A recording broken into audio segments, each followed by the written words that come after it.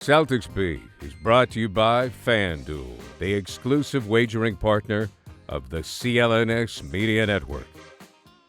What's up, everyone? Welcome to another Celtics Beat 2 in 1 week. Imagine that. We may start to make that a regular thing, but it's nice to have you back here with us, and it's nice to be with you on the heels of a win versus what was just a soul-crushing loss to the Warriors against Golden State out there in the Bay Area. I'm not saying it was like, oh, you're like, your season's over. If you can't beat Steph when he's red hot, you can't win a ton. That's not what we're doing here or anything like that. It was just, to be up as much as they were, 17 points, to have Steph Curry with 5 fouls when he was still stuck on 13, and to see him go nuclear, finish with 30 plus, not find a way to get him out of that game, or at least avoid the collapse late and lose in overtime. Part of it is I'm pissed about how my bets tracked that night. But look, things just got a little wonky. Hell of a response the following night against Sacramento. Kristaps Porzingis back in the lineup. Jason Tatum was out. Al Horford expectedly out, it being a back-to-back. And the C's still, despite actually being underdogs for the very first time all season, went in and absolutely thumped the team. The team, they said, take your beam and shove it up your arse. We're going to beat you by 25 points, and it was a majestic thing to watch. Adam Kaufman, Evan Valenti, Dan Greenberg is here with us from Barstool Sports, good friend of this program, and we're not going to break down these games in vivid detail. Other places have done that. That's not what this show is. Bigger picture stuff, obviously, but certainly highlight some of the key moments and things that have happened in the last couple of games since we last had a show. And I will tell you, depending on when you're listening to this, you have one more game, of course, before the big Christmas game that is finishing off the, these will both finish off the West Coast trip, both with Los Angeles. First, the Clippers, who are a totally different looking basketball team these days. And of course, the Lakers, who don't seem to be trying as hard when it's not the in-season tournament. That will be your Christmas Day showdown at 5 o'clock Eastern. And then it's back home off the West Coast swing for a couple more games. So guys, welcome. It's good to have you. As we always like to tell you, rate, review, please subscribe to the podcast, Celtics Beat, wherever you find it. Greenie, I'll start with you here. Now, admittedly, and I've talked about this ad nauseum, so I'm not going to do so now. I will just simply say the win over the Kings, while exciting, while entertaining, I just need to deal. I need to cope. I need to get with the times. It's not my brand of basketball to just watch a 3-point competition for 2.5 hours. That's what it was, but I'm at least happy the Celtics were on the right side of it. How much did it impress you the day after losing the way they did against the Warriors to go out absent their best player in Jason Tatum, and really, after that first quarter, just take it to the Kings and not relent? Yeah, I think we all have the same PTSD, trauma, whatever you want to call it, whenever this team faces Golden State. I mean, Steph Curry is just ruining our lives. But when this happened last year, at the same time with the Celtics with the same record, it was the start of their spiral, right? Like that's, I think, what most of us wanted to see. Okay, you were in Golden State, you had another opportunity to stomp on their throat. You didn't. Steph Curry buried you. Now you're at, the risk of really letting this West Coast trip spiral out of control. You don't have your best player. You don't have your sixth man. The Kings were 10-3 at home, had won 3 in a row. So it's like, okay, now show us that you have the mental focus to, not let the Golden State game bleed into how you're going to play moving forward. So I love that they played with the exact same approach that we saw in Golden State. They obviously mixed in some Porzingis mismatches and, attacking switches in the post with him, which is great. But I think it says something to where you're going in another tough building to play on the second night of a back-to-back, and we didn't see the whole woe is me, we're mentally dominated by Golden State, maybe we're second-guessing how we should play or who we are as a team. I know you don't like the threes, but I will stress again, they were all quality looks of good ball movement that this team should be taking. And it just goes to show you, they're not always going to miss 41 threes in the game. So it's like you have to understand that for the Celtics to be successful, they have to play with confidence. And for them, that means taking a look when it's there and also finding a way to hunker down defensively. So seeing them actually play defense after that first quarter was encouraging, but we'll see. If they give it back on Saturday and backtrack and then lose to the Lakers and finish this trip 1-3, I'm not feeling great. But, it's always good to see them bounce back. And to your point, 22 out of 42 from 3 in that game against the Kings, and probably 0 people would have predicted 22 made 3-pointers in a blowout win in which Jaylen Brown hit 0 of them. It was, everybody else. Peyton Pritchard off the bench, 20 points. He had 6 threes on 11 attempts. 6 of 9 for Derek White, who is suddenly everybody's favorite player on the planet, let alone on the Boston Celtics. And he has been amazing, obviously, with a lot of hometown bias. Drew Holiday hit 4. Kristaps Porzingis 3, a couple for Sam Hauser, who was in the starting lineup. It was nice to see, but bigger than that, we were texting about this, Ev. I mentioned no 3-pointers made for Jaylen Brown. Big deal.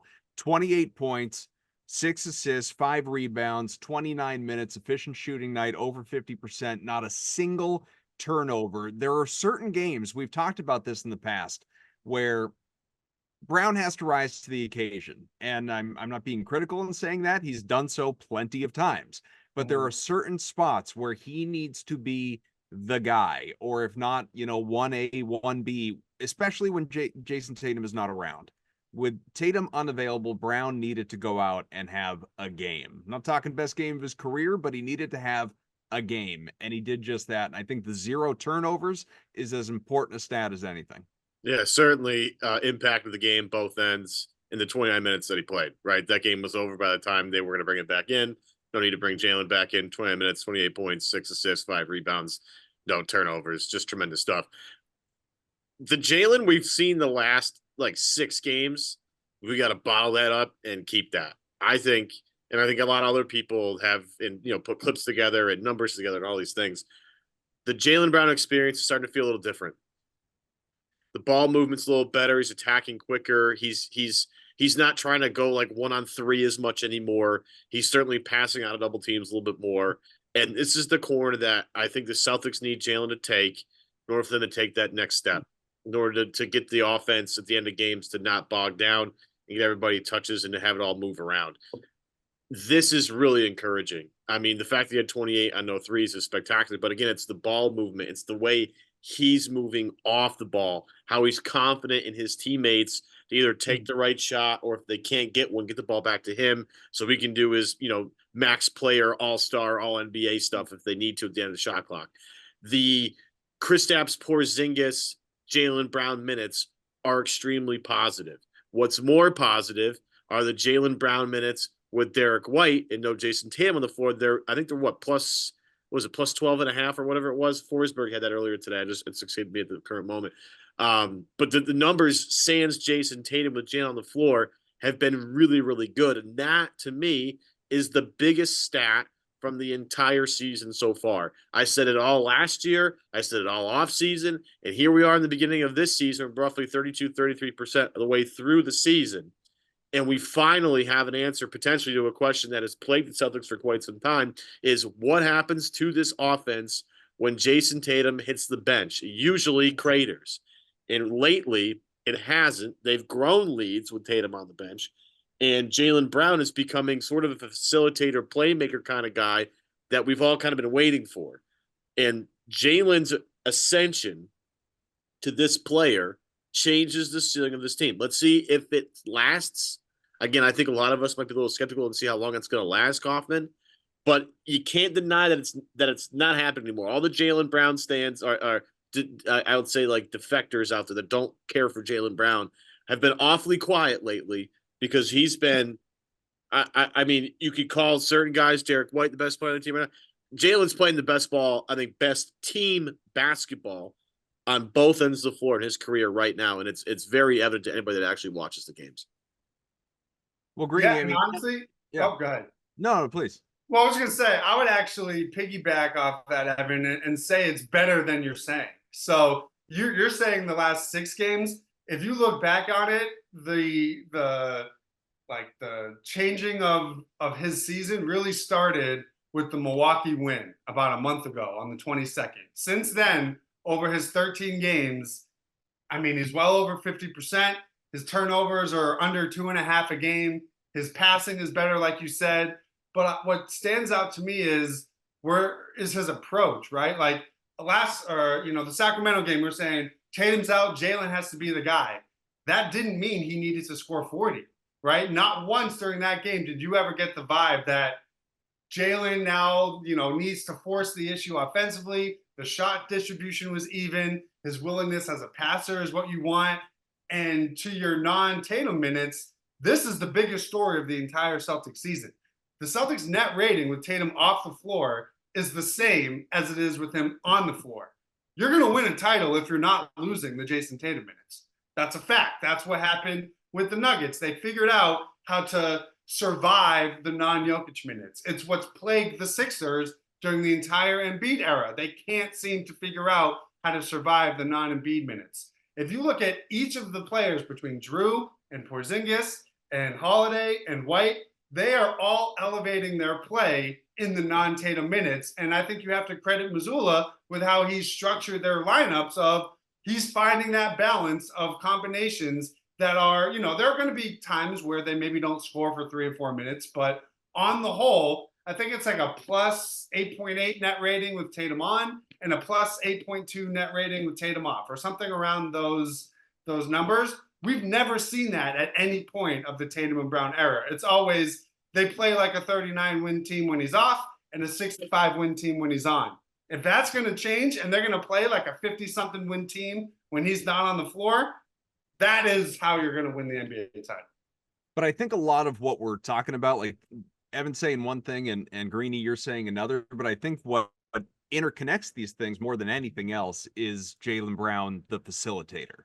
Yeah. The fact that he doesn't need to go out, to your point, score 40 points, just be efficient, get your shots. Obviously it's if he's, averaging 24 to 26, like that would be amazing. That would be great. And you'll blow up for 30 occasionally. And occasionally he's going to have a sub 20 game like this. These things, they all average out. But I think the notable thing about Brown is he's continued to grow and develop. And we've praised him for years and years about every offseason. He adds a little something to his game, whatever it may be, whether it's, trying to obviously protect the ball less, turn the ball over, less frequently, all of that. The assist, the facilitating, like going back, if you look at his career, 4 years through his career, he had never averaged more than 2.1 assists and was often down in the 1 point something. And I had a number of people, keep in mind, still young, obviously, he, entered the league as a teenager, but, he was 4 years in. And I had people saying to me, like real basketball fans, Celtics fans, just looked at Jaylen Brown and said, this is not a guy who is ever going to average 3 to 4 assists per game. It's just not his game. It's not how he's built. There's some, bad luck involved in there, but it's never going to be him. He's never going to do it. And then you start to see him turn a corner, obviously 2021, which, I think for a number of reasons, it's an interesting turning point, but it starts to slowly climb 3.4, 3.5, 3.5 this year. Currently through 26 games, he's at 3.7. You could look at that and say, well, 3.7 to 3.5, that's not a big jump. I understand that. But again, recent sample size, and it's small. Last couple games, 6 assists, 7 to 6, 6 assists before that. Even before, 4, 5, 4, 4. That's your stretch basically for December. I would not be at all surprised, Greenie, because we have a lot of season left. If he is someone who is averaging 4, even 4.1 assists per game, if he continues on this trajectory, obviously, and he's fully capable of being that guy. Yeah, he's still going to turn the ball over a couple times a game, 2.5. We know that's not going to change. But if he can regularly get teammates involved in the way that, honestly, Jason Tatum does, if we can see this from Jaylen Brown on a nightly basis, like Tatum, like Derek White, even now that he's obviously the starting one, to, for whatever people believe in positional basketball. I know it's not really a thing anymore. I think it's just such a gigantic thing in terms of this team's offensive performance and leads to obviously that success in the non-Tatum minutes. Yeah, I would absolutely agree with you, but I also think we have to be a little consistent, right? Like, I don't think we can only focus on his assist total, right? If there are going to be games where he has 0 assists and then we want to be like, well, you have to watch and how he's playing and moving the ball. Sure. Like, there's more that goes into his playmaking evaluation than just his assist average. at the same time, I think when you're watching him play, you can see his head is up more. He's making reads and finding guys that he wasn't making, in the years past. So if a guy misses a shot, but it's a great read, I don't care. Like, I don't deem that as Jaylen's not growing because he didn't get the assist, right? So there was one play, I think it was Hauser, where he had it in the paint. He was driving and he kept his head up and he looked off and made the read to Hauser in the corner for one of his corner threes. And I just think that's the evolution that's going to unlock everything, more so than if he only averages 3.5 assists, but he's making the right reads. That's more important to me than, if he's just finding a simple dump off pass for an assist, but he's still driving into traffic, or he's still, playing with his head down with tunnel vision. Those are the glaring issues. But I think when you look at how he's seeing the floor, combining with his turnovers going down, that's the growth that you can say, okay, he's clearly addressed what plagued him in the playoff series. But I also think his role is changing, right? Now he doesn't just need to be the guy who is the receiver of those passes to then shoot and score. Now Brad gifted him a gift from the basketball gods in Porzingis to where he can be way more dimensional in how he approaches his offense, right? Like, you don't need to be a super talented passer to say, hey, this guy's 7'3", let's maybe just give him the ball. But the willingness to run actions with him and the understanding that this is where Porzingis can get the ball in spots to where he's an absolute force makes everybody look better, right? Like, Derek White being a confident catch and shoot three-point shooter now helps everybody look better. So I just think it's the growth in Jaylen as a passer is attributed to his own work, but it's also credit to what Brad has built around him to enhance those skills and enhance those playmaking, growth. And I think I'll keep going back to it. When they traded for Porzingis, I think we all said, we got Tatum this new toy that's going to unlock things. I think it was more for Jaylen. I really do, because Tatum fits with everybody. We have never seen Jaylen operate this way with a two-man game before, like he does with Porzingis. And I think Brad saw that and said, if we're going to get over the hump and we're going to make Jaylen become a passable playmaker, we need to find something that works for him and unlocks that. That's what Porzingis does for him. Just want to finish up here because I attributed Forsberg. I want to make sure I get this right. So he had this in his article very recently. 14.4 is Brown's average assist points created per game over Boston's last 7 games. In fact, Brown leads the team with 5.1 assists per game in that span, just to show how everybody's, we're all on the same page with Jaylen. He's just been out of control. Forsberg had the stat. Again, the other stat I'm looking for is the number the Celtics are without Tatum in the lineup. I'm still looking for that, but the number.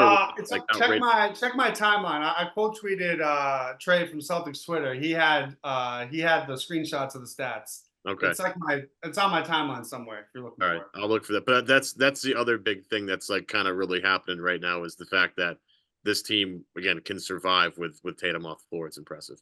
Yep. Well, and not to be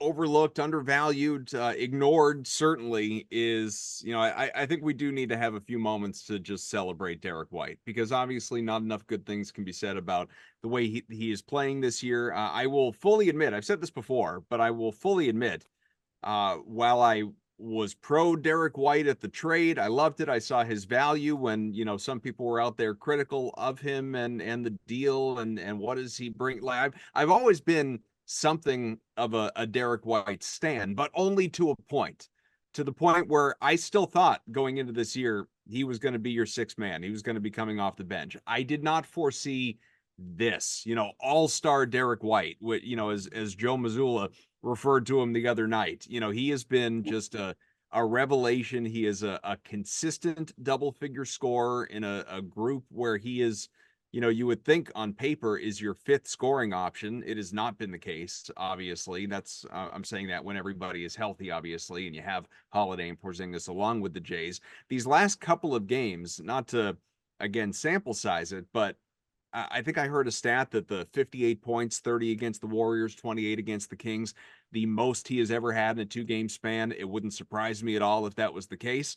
But again, the way that he is shooting, he's well over 50%, 60% in those 2 games overall. The shot volume is incredible. I mean, you're talking about 58 points on 37 attempts, including 27 3-pointers. So the guy is, regularly living outside and hoisting threes. He's taken, as a matter of fact, more than 8 per game in the month of December, but he's hitting about 48% of those. So he is locked the hell in right now. It has been incredible. Doesn't really get to the free throw line. It's not a surprise. He's not a guy that goes to the basket. He's taking jumpers. But, what White is doing, and facilitating, by the way, he's getting you 5 assists per game this month. What White is doing, it just, again, unlocks another piece of this offense, Greenie, that they had it at moments last year, but this is why so many people, including Evan and I at the time, and Greenie, I'm sure were bitching and moaning late in games about some of those rotations where,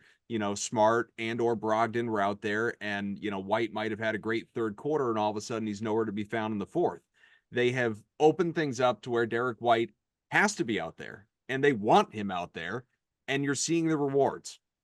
Yeah, I think it's sort of like Jaylen, right? I think first you have to attribute it to his individual improvement, right? Like the work he's done to fix himself as a shooter ever since, the end of the finals run, right? Like he had that great game 1, but he still was what I would consider an inconsistent shooter. He came back last year. It was like a revelation. What we're seeing this year is that on steroids. So it's like you have to attribute you to the hard work, to improving a glaring weakness first.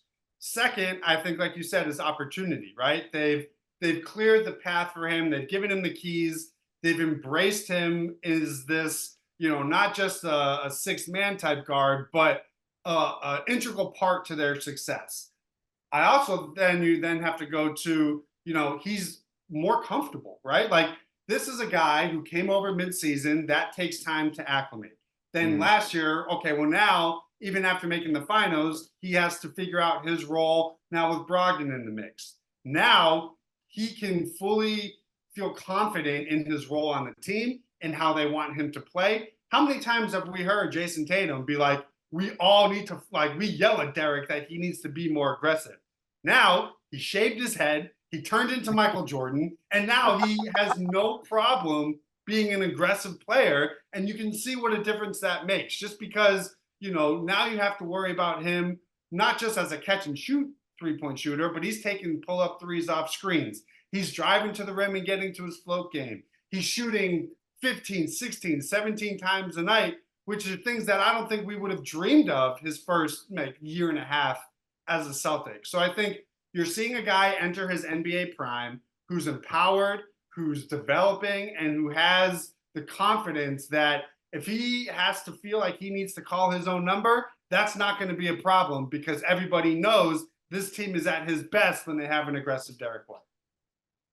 Yeah, I mean, I'm just taking victory laps here. I love Derek White. It's been awesome. Yeah. You're ahead of me, no doubt about it. He's just like, he gives the game what it needs, and it varies from night to night and from possession to possession. But the guy's just, I mean, he does everything well. And again, he's probably not going to make the All-Star team just because that's not how this works. But he's certainly playing at an all-star level. I mean, he plays both ends of the floor. He's a highly efficient scorer, moves the ball around, cuts, does all this stuff. I mean, he's a two-way player at that, right? He's a two-way player. He's as good as it gets, and he's like overqualified, but yet perfect for this team. Like overqualified to be on this team. Like he should be on a different team with more responsibility, to be frankly honest with you. However, on this team, the fact that he's so good at so many things just gets highlighted every single night because every night Boston seems to need a little something different, right? Tatum hasn't been on the best shooting, rhythm the past couple of games. So we've needed a little bit more Derek White in terms of shooting the basketball. I tracked it with Weiss that the shot distribution has changed a little bit. And the biggest change is that Derek White's just taking more shots. And guess what? It's good for business, baby. We love it here. We love this stuff.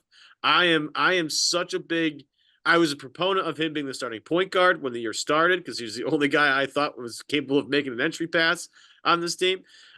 He's excellent. I smile every time I see him play. He's just perfect. And the fact he's humble about the whole thing too, which makes him even more like Right. it'd be hard pressed for any non-Celtic fan. I obviously C's fans, we're all obsessed with the team. It's fine. The biggest compliment is when other fan bases are like, man, I wish we could have Derek White. Or like my favorite is I'll get in these like rabbit holes with Spurs fans who are like, should we have kept DeJounte Murray or Derek White? And every answer is Derek White. Everybody's like, no, we should have kept Derek. Derek's awesome. And then I heard Simmons today with Justin Termini talking about how you just can't believe what they got Derek White for. When you look back at the trade, people at our own company, Kaufman, did not like this trade. Mm-hmm. Did not. Very anti. You can't believe you're giving up future assets for Derek White. What are you talking about? The way Josh Richardson's playing, what are you doing? Now, we're giving up on Romeo Langford for Derek. Now we're all here saying this is such a steal of a trade. Brad has just masterfully put this roster together, beast by beast, little by little. And now you're at the point where the Celtics have, outside of Philly's best five, who inflated their stats against really awful competition. Now, they did beat the Wolves the other night, so I will give them credit for that. But the Celtics have just, if not the best five-man unit in the league, one of the best five-man units in the league, and that's because they got the guy pulling the strings, Brad Stevens, who sees the future. It's amazing. And I think we're seeing why Derek turned down that early extension. Yeah, it's a bummer, huh? Like you're gonna have to max him out at this rate. He's playing his way into a max extension. Whatever that number is, you can't not give it to him. Kaufman, you've been talking about this for years. This is going to be the guy that makes Wick put his money where his mouth is, right here. Yeah. Oh yeah. Because it's very obvious. And Kaufman, this has been you've been on this for like 4 years because you're like, he keeps saying when the team's right, they'll spend into the tax. Very clear at this point. Derek White needs to be on this team. You're going to have to pay the tax to retain his services. Let's see it, Wick. Let's see it. He's not the only one. Drew's coming up too. Extension. So it's like, this is your put up or shut up moment. This is it. It's no brain. Oh, you gave Jason Tatum a max extension. Oh, you gave Jaylen a supermax. Yeah, no kidding. Like that's not a hard decision to make. Right. These are the ones where you have a guy who isn't an all-star, quote, but is so integral to your team and is playing so well, you now have to pay him like an all-star. If you don't, you don't have any way to replace it. So if that means that, you got to jack up ticket prices, jack them up because every single fan will pay more to keep Derek White on this roster, I'm pretty sure. Mm-hmm. Yeah, well, just to see an annual contender, which obviously this team is built to be. Like you could make cases over the last couple of years, who was the guy that Wick was, we keep saying Wick because obviously he is the chairman, but Wick and company, the ownership group that was going to make them collectively potentially a little bit uncomfortable. Was Grant Williams going to be the guy? You had to give Grant $40-50 million. Well, you could have made the case, for obviously his role on the team. He fit a certain need, but he wasn't irreplaceable. You allow yourselves to, get nothing in return for Derek White. Derek White just leaves. Like you've created a hole. You have created a gigantic problem. And I just have to believe that, this goes beyond that ownership group. Again, saying they're willing to spend and being fans of the team in addition to owning the team.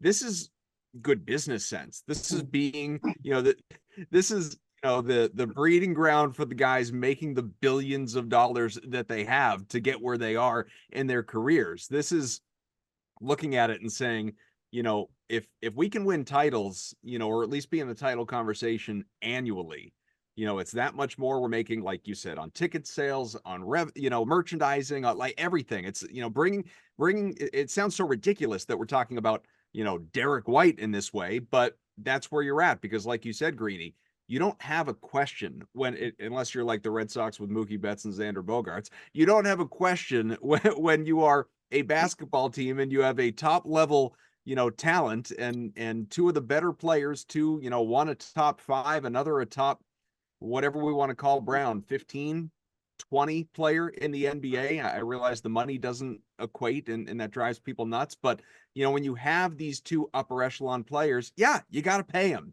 Derek White, you know, Drew Holiday, Kristaps Porzingis. Obviously, Porzingis already got his deal. Like, this is nut cutting time. This is when obviously you have to pay these guys to keep yourselves at that threshold.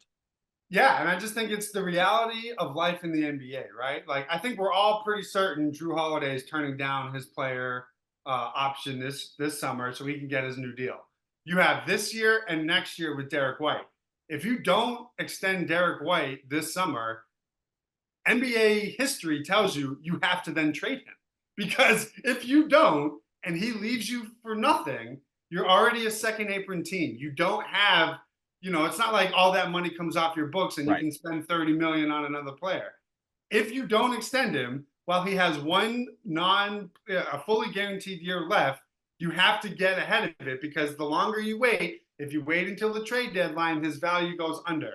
So I just think people, and I think Wick probably understands the fact that, like you said, it's not just that in the NBA you have to pay your good players. His team is going to drastically change, and they will be forced to make a trade or do something that probably makes them worse if he doesn't pony up. And as long as they're past the second apron, who gives a shit how much it costs? Like, it's not like you are trying to be under that line. You're already past it, right? You have Tatum Supermax coming down the road anyways after next summer. So it's like, if you want to contend, you have to pay. If you don't pay, you have to gut your roster because you do not have the tools to replace those players. And I do not think we want Brad operating in a position where he is trying to make a trade without leverage. It's just not the recipe for success. So this is it. You either extend him this summer, or your NBA history tells you it's kind of like what the Bulls are going through right now with, like, DeMar DeRozan. They didn't extend him. He's now an expiring deal. The longer they hold him, his value is going to tank. It's like, if you are going to decide that you don't want to keep a player, you have to trade them a year early as opposed to the year they're an expiring deal. That's just how it works. On top of that, Greenie, and, you know, people who are much smarter than me, not an exclusive group, by the way, have written about this, and you know, the capologists out there have examined, like, people, we talk about this, you know, the royal we talk about the whole, like, the second apron. Oh my God, what's that gonna mean? The penalties, when you have the kind of money these guys have, owners of basketball franchises, the penalties are truly not that severe. They're not that egregious to where, you know, you're going to be, at least if you have a contending team. It's one thing if you don't, but if you have a contending team, like the Warriors for so long, and you know, spending the way they spent, or obviously the Celtics the way they are positioned right now among other teams, it shouldn't scare you off. It's not so much money where it's like, I don't know, can we, like, we're tight around the collar, can we do that? Yeah. No, like, of course you do that. You don't even hesitate to do it because you want banners. Right. And I think the penalties for the second apron, I always view more, the things that matter are the team building restrictions. You can't you can't combine salaries, you can't sign buyout guys. That's what matters.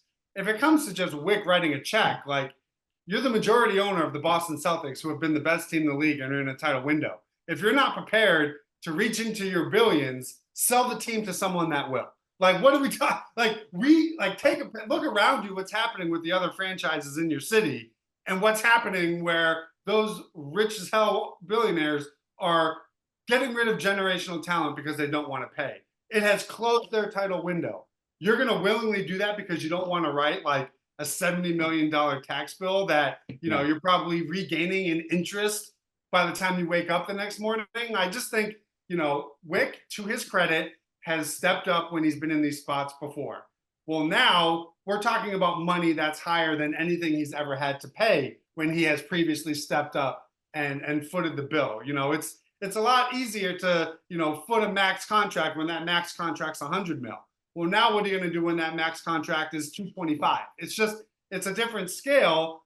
But if you win, you're going to be making so much money that I don't know what his finances work, but common sense says if your team is good and you're the only team in the city that is contending, and people are buying your products and the ratings are going up, and, you have one of the faces of the league. My gut says that probably brings in a decent amount of revenue to offset your tax penalty. It's not like you're paying second apron money for a 30-win team that nobody cares about. And I hadn't even thought about this, Ev, until Greenie just mentioned it, but there is, maybe I'm more of a sucker for this than is true, but there's a narrative streak component to that. There's ego on the part of the ownership group of the Celtics, or at least there could be ego there, where you look at it and say, as Greenie said, like the Bruins, fine. I mean, they're playing well, but they're probably not going to win a cup. And when I say that, I mean like in the next few years. The Patriots, obviously, yeah, they could turn things around if they draft the next guy in the upcoming draft at the quarterback position, but right now it's in shambles. The Red Sox, I mean, need to be sold and be in the hands of an ownership group that actually is going to spend again and spend the right way. So the Celtics, they have a window here where it can be the freaking 80s again, man. I mean, they can be the center of the basketball universe, and not only that, they can be the only show in town. They can be the talk of Boston when it comes to sports. And I have to think Wick and company are aware of that. 100%. These guys are not stupid. I mean, they're all doing very well for themselves for a very particular reason. And if you need any advice on what it's like to own the city for a while, just ask Robert Kraft. Life's really good. Life's great when you own the city, especially in a city that loves sports as much as Boston does. And you're right. I mean, the Red Sox are an absolute disaster, an absolute joke. I don't want to get into that because I'm going to get really mad about it.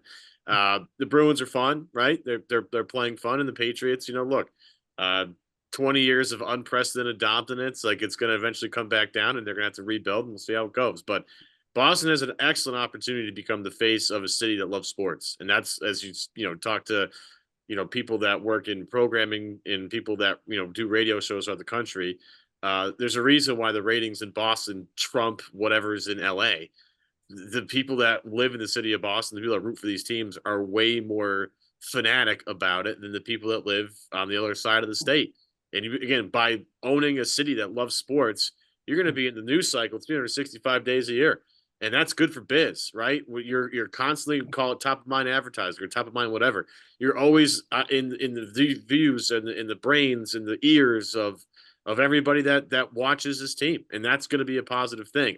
This is going to be real interesting this offseason. I know we're fast forwarding a little bit, and we've been fast forwarding for the entire season, pending the guest. I mean, earlier this week, Steve Bopet, much like some other guys who've had in the show, like, it doesn't matter what this team does in the regular season. Doesn't matter. You got to wait for the postseason. So we're just sitting here waiting for the postseason. Well, now here we are waiting for the offseason to figure out what Wick's going to do and what the rest of the guys are going to do in terms of keeping this group together, because this is a special, special group of guys. And, it's going to be costly, sure, but I don't think Golden State it has any reservations about paying all those guys as much as they did. They were the face of the league for a long time. Steph Curry was the face of basketball, probably still is kind of for a long time. I'm not saying Tatum's gonna be the face of basketball. We'll see. It's already kind of that way. But he could be, like, to what you're talking about, when LeBron does retire, when Steph does retire, keep in mind how much younger the Jays are than these guys. Like, if it doesn't mean what it once did, obviously. You see those new shoes, Kaufman? I know you're getting a pair of those new shoes, the flowers in the garden. Those are sick. The Celtics could be the lead on SportsCenter every night, man. Like, that's what they could be. That is the world that they could be entering into. We'll talk about the rest of this West Coast trip here in a sec. But Ev, let's for people out there, you've probably missed the boat to bet on the Celtics to win a championship in terms of getting a favorable number, obviously. Although I'm still not sure that the best team in the NBA when you got Nikola Jokic and the Denver Nuggets. But that's a whole other thing, obviously, that we'll get to as time goes along. Ev, let's shout out our fine folks over at FanDuel. Yeah, quick break tight. Today's show is brought to you by FanDuel. Score earliest NFL season and in the NBA season with FanDuel, America's #1 sportsbook. Right now, new customers of ours get $150 in bonus bets with any winning $5 money line bet. It's $150 if your team wins. It's real simple, and much like last week, this is a real easy way to get this $150. I promise you. This is maybe the easiest you'll have it the entire season. It's certainly possible. It could be a little bit easier depending where we are. But all we're doing right now, Kaufman and Greenie, is we're going to scan and we're going to find whenever the Pistons play next. Whenever they play next, Just bet the team playing the Pistons. It's a real easy win. It's free money. It's sitting right there for everybody. They've lost 25 games in a row. They lost to a team last night of this recording. So They were Thursday, favored. they I bet on the lost. Pistons last night. I can't believe you even did that. They I lost did. to a Utah Jazz team playing, 3 games in 4 nights, missing their 2 top scorers. Yeah. Detroit deserves better. That's all I'm saying. But bet whoever's playing the Pistons, bet on that team, and you will win. I guarantee you, within the first 3 tries, this $150 bonus bet that FanDuel is offering us and you. It's $150. If your team wins, you've been thinking about joining FanDuel another better time, then right now the Pistons just putting up zeros, putting up L's every single game. And make sure you download the app. It's super easy to use. You can use a wide range of betting options as well. Visit FanDuel.com/Boston. Kick off the NFL season. Tip off the NBA season with FanDuel, the official partner of the NFL. 21 plus and present in Massachusetts. First online real money wager only. $5 pregame moneyline wager required. First online real money wager only. $10 first deposit required. Bonus issues now double bonus bets that expire 7 days after receipt. See terms at sportsbook.fanduel.com. Hope is here. Gamblinghelplinema.org or call 800-327-5050 for 24/7 support. Play it smart from the start. GameSenseMA.com or call 1-800-GAM-1234. There was a bet to that point. I think it's real. I mean, I've seen the bet slip circulating on social media. I guess it could be Photoshop, but I think it's real. I believe, well, I'm not sure which book was used, but and this was made prior to that game in which the Pistons were again favored to beat the Jazz. It was the Pistons to not win another game this season. Somebody bet $40 to win 40,000. I almost feel like that's not enough. If you win that bet, I feel like they should give you like $1 million. If the Pistons go winless the rest of the way, plus however many zeros that is. Now we do have to say though, they have these 2 back-to-back against Brooklyn. I think if they lose both of those, it's the Celtics game on the 28th that's for the all-time record. Is it right? I don't know. There's like 3% of me that's like, hold on a minute. No. They're There's not. like 3% of me. It's their first game coming off the West Coast trip, I believe. I think they're going to have 2 or 3 days off. I don't know. I know that just screams a game to me where well, here's the thing, right? Ivy makes 7 threes or something crazy. Here's the thing. We've been doing this all season long. We had Bull Pet on on Monday. And one of the things that we talked about was the way this season feels different because the Celtics seem to pick themselves up when they fall. They catch themselves a little bit. Now that can be within the same game, right? They could blow a lead and take it right back. We've seen that already this year. Or in the instance where they lose to Golden State, they play the next night after going in overtime with all these dead legs. They get on a bus ride. Nobody says a word the entire bus ride. They refocus up and they blow the doors off the Sacramento Kings. So this team that, in the past, Greenie, I'm with you. This is a trap game. We're all looking at it. Like this is old Celtics teams. I'm with you. I think I'd be a little more nervous about this. With this team this year, I'm not even sweating this. These guys are professionals. They're gonna, as long as they're healthy. I'm almost to the point, and maybe Greenie, you tweeted this out. It's like as long as Kristaps Porzingis is on this team, they're just gonna beat most of the teams they play. As long as he plays, because he presents such an interesting nightmare matchup for so many teams. The fact that they just went, get the switch they wanted to that. Kevin Herter probably still has nightmares about Kristaps Porzingis after what Porzingis did to him the other night in Sacramento. As long as they have their full complement of players, or at least the majority of them, including Porzingis and White, they're going to win that game. I'm not even sweating it. I'm just putting it into the basketball universe, to the basketball gods. I respect the Detroit Pistons. I am not overlooking that game. I am not chalking it up to an automatic win. I just think, it's going to be the worst day of my life if they are the team that ends a 28-game losing streak. I mean, that's just going to be a tough day for me, and I just don't want it. All right, in the few minutes we've got left here, there are a couple more games on the West Coast. And while I think most people, to some degree, are, or at least mentally, maybe taking for granted a win over the Lakers on Christmas Day, even though we know LeBron and company are going to be absolutely amped. I mean, it may as well be the in-season championship game all over again. Christmas Day clash with the Celtics. Buss is going to be rolling over in his grave. We're going to have John C. Riley in attendance out there, you know, in costume, decked out, cheering on the Lakers, maybe. But this next one against the Clippers on Saturday night, they're not your dad's Clippers anymore, folks. I mean, this team has won 9 out of 10. They're blowing doors in most of those. They've got James Harden turning back the clock. Russell Westbrook has a roll off the bench. Kawhi Leonard and Paul George are playing most nights. These guys are connected. They're playing well. Ty Lue has tapped in. He's got it figured out with this collection of former and still some current All-Stars. What are your expectations for this game? Grueling. I think, you know, whenever Tatum, I feel like he always goes crazy against the Clippers if he plays. I mean, I don't know if Porzingis is playing. I'm just going to assume everybody's back. I think it's going to be another iron sharpens iron type test. You know, there are no cupcake games on this 4-game road trip. I think if you want to talk about the Celtics being the best team in the NBA, this dominant team, they have all this talent. Well, that means that when you go up against talent, you still have to beat it. It's not an excuse to, oh, this is, you know, the same way it's not an excuse like, oh, they lost to Golden State, they're still pretty good. Well, no, they had enough talent to win. I think, you know, you're going to have to battle the nightlife of LA being undefeated. That I'm sure they've been there for, you know, a little while now. And, you know, I like these in-season tests of, you know, where are you amongst some of the hottest teams or most, you know, talented teams in the league. They're deep just like you are. They're well coached just like you are.